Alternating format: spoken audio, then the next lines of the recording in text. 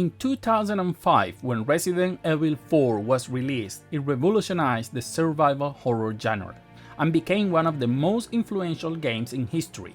The game was originally released exclusively for the Nintendo GameCube as a part of an agreement between Capcom and Nintendo to launch several exclusive games for the system. Under this premise, Capcom used all the power of the Nintendo console to create a title that not only revolutionized the genre, but also became one of the most graphically impressive games of that generation. Just over 18 years later, Capcom brings us that Resident Evil 4 Remake, having already brought the successful Resident Evil 2 Remake and the not so well received Resident Evil 3 Remake. So everyone, me included, was a little anxious to see what the final result of the remake would be. In summary, I can only say that the final result is spectacular, to the point of being considered, for me, one of the top 5 video game remakes in history. Although the game has been readapted and remastered several times, even with a VR version, the gameplay has essentially remained the same. For example, in the Wii version, we aim with the Wii mode and move with the analog stick, which gave the game more precision, but that was it. Now, however, there are small changes, like Leon can now shoot and move at the same time, which add a new dimension to the gameplay. Similarly, the game now, although not an open world, could be described as a game of interconnected hubs that allow us to always move from one place to another and back. All those elements come together to make a game that is still Resident Evil 4, but perhaps more like a Resident Evil 4.5.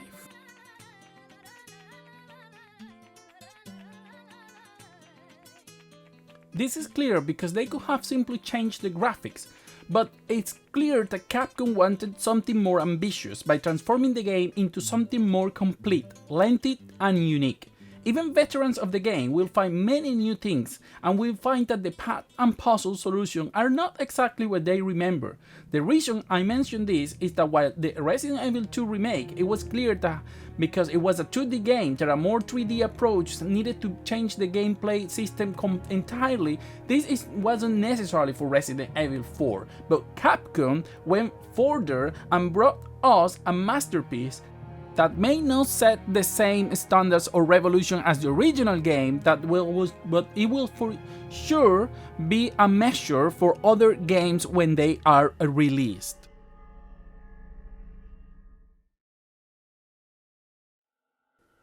Now, let's talk about the technical aspect of the game.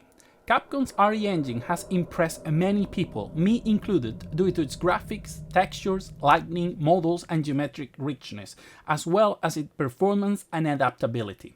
Although in some cases we have seen issues with ports, I blame the developers more than the engine itself. The first game I tried with this engine on my channel was precisely the Resident Evil 2 Remake, and since then I have been truly impressed, and with each passing day Capcom seems to be optimizing more and more, achieving more and more impressive results. Resident Evil 4 has exquisite models, with every detail carefully crafted. The environments are beautiful and loaded with geometry and vegetation, with textures that have been taken care of down to the smallest detail, even in elements that we may only pass by once and never see again. A car at the beginning of the game. Also, Leo interacts with vegetation by moving and pushing it, giving an additional touch of realism to the environment. The lighting is also important, and Capcom has taken great care in this aspect, although we can criticize the lack of global ray tracing to give certain environments a greater effect.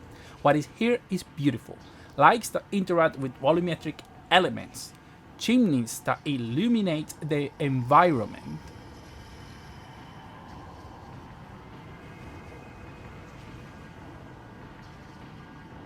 or a flashlight that generates shadows of all objects in its cone of light, are all details that make this game truly beautiful. For example, in chapter 2 we have a very wide view, but also one full of geometrics elements, and the wind that interacts with the ropes, all while we have lightning effects that make this area truly a visual spectacle. What is there to say about the first village, where we come across houses and constructions that, despite being supposed to be rudimentary and neglected, still evoke a certain surprise in terms of geometric appearance and load. The geometric load is also important. If we look at the surroundings, we will see many elements that make up the scene and make the environment much richer, although if there is something that the engine can still dedicate itself to, it is the fact that its physics and interactions are very minor with elements. Although there are some elements with physics, the game is practically devoid of them. As this is still an intergenerational game, I wonder if the limitation here is the engine or the last generation of consoles. I suppose that until we see a Resident Evil fully on the current generation, we won't know.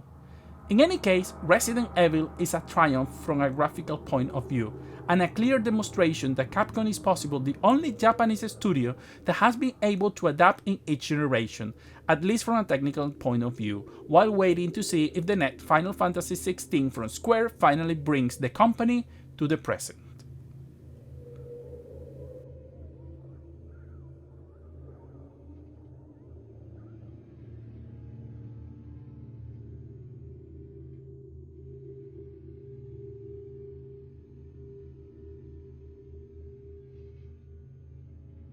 Now, let's talk about performance and how this game behaves on PC, and for that I first have to give you some warning.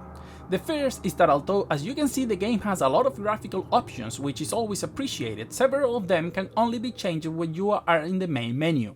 Once the game started, many of them remain locked, and you have to exit the game and go back to the main menu to change them, which makes the process somewhat tedious to check exactly how each option affects performance. The game is extremely sensitive to VRAM, mainly because the game has a memory leak that causes VRAM to fill up faster than it should, and if you try to use more memory than your GPU has, the game crashes.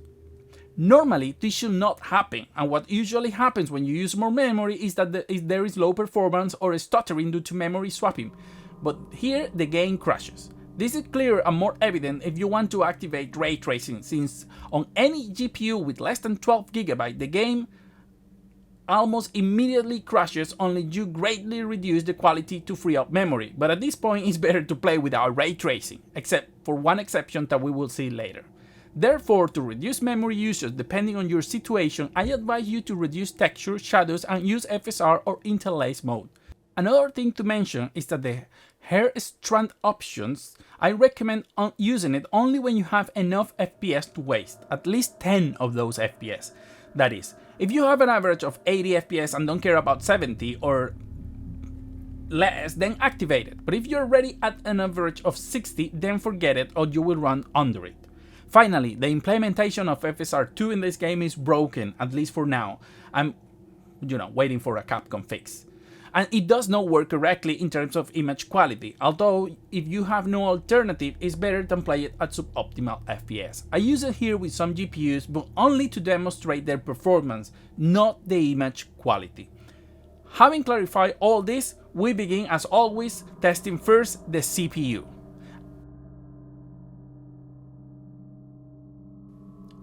So for this reason, I bring out our trusty i7-6700K just to check how much of a CPU we need to still perform well. And well, the 6700K is capable of achieving more than 90 FPS, a clear demonstration of how well optimized the engine is. However, remember that this CPU is not only feeding the needs of the game, but also everything else that is happening in your OS, so I recommend limiting the frame rate to 60 FPS for CPUs that are equal or similar to this one, so that the experience is smooth. Otherwise, when Windows or the game need more resources for other things, there will be a strong stuttering. By limiting to 60 FPS, we ensure that there are enough CPU resources left free to do other tasks.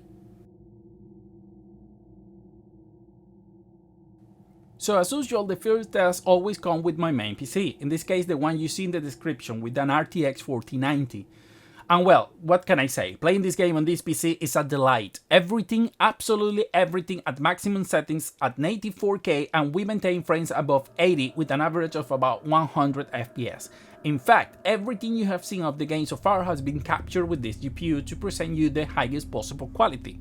I think there is not much more to say here, really. If you have a 3080 Ti or equivalent or higher, you'll have the best possible experience with everything enabled. In this case, as many can see, this game gives you a better performance on PC than on console. Even though many people always claim console are better optimized, I don't think that's always the case, and it will go from case to case. So you can see here that Resident Evil 4 works much better on PC. Now we test with the legendary GTX 1060, and in this case I chose to use 1080p resolution with the balance preset, with FSR2 set to quality, and I must say that the game still looks quite good. Of course, this is all to reach 60 FPS. Although they won't be stable, normally you'll be above 50, and considering the age of the CPU, this is a clear win for me.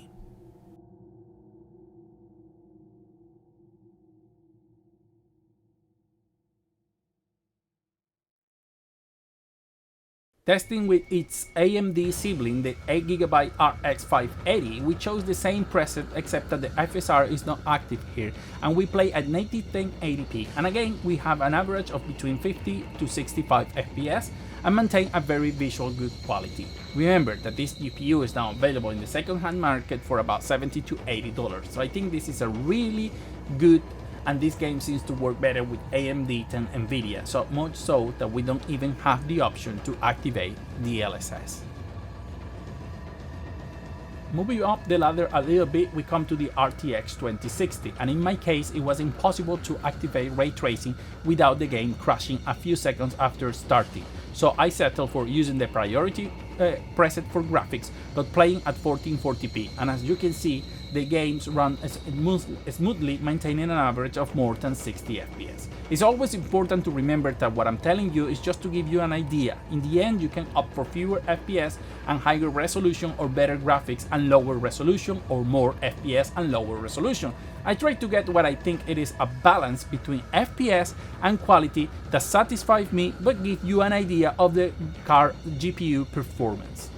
Moving onto its AMD sibling, the RX 5600 XT, we essentially use the same preset, 1440p with priority on graphics, although in this case the average is a bit lower than it was at the RTX 2060. However, we don't have to worry about ray tracing here as it's not supported, and with this configuration, as you can see, the GPU performed very well. Now I will move on to the Intel Arc A750, as I consider it to be a middle ground between these GPUs and the ones to come. Despite having only 8GB of VRAM, it was the only one I could activate the ray tracing preset on and play without the game crashing. This is talking about GPUs with 8GB or less, unlike the RTX 2060, which has 6, and the RX 6600, which has 8, where enabling RT was an immediate error. However, with the Intel Arc 750 with the ray tracing preset at 1440p, we were able to play without too many problems, between 50 and 65 FPS. It's not super stable, but it's not bad either, and we always have the option to activate FSR to stabilize the frames more. So here, we mark a victory for Intel, either because their drivers are better optimized for this title or the memory managing is more efficient. Moving on to the RTX 3060, thanks to its 12GB of VRAM, I was able to set the game to maximum quality, including ray tracing and in 1440p resolution. Although I did have to lower the shadows to high and turn off hair strand and use FSR2 in quality mode. These small sacrifices are worth it for a spectacular final result that goes over 60 FPS. So in this case, this GPU wins thanks to its memory.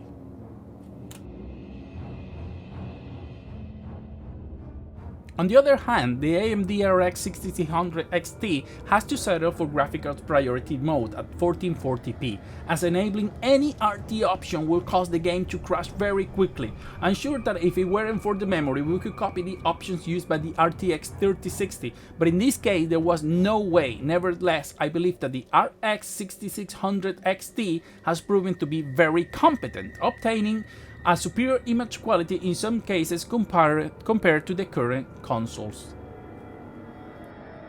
Finally, I thought it would be interesting to bring to the test the legendary RX 6800, because this card came with 16 gigs of RAM at the time of releasing. So all I did here was to choose the maximum preset with everything on at 1440p, no FSR or anything, and as you can see, the game is running quite well. It's not super stable and it can go down from 60 FPS, but in that case you always have the option to just lower anything. I just wanted, you know, to have a simple experience, and the RX is proven to be a card worth well the money is costing now.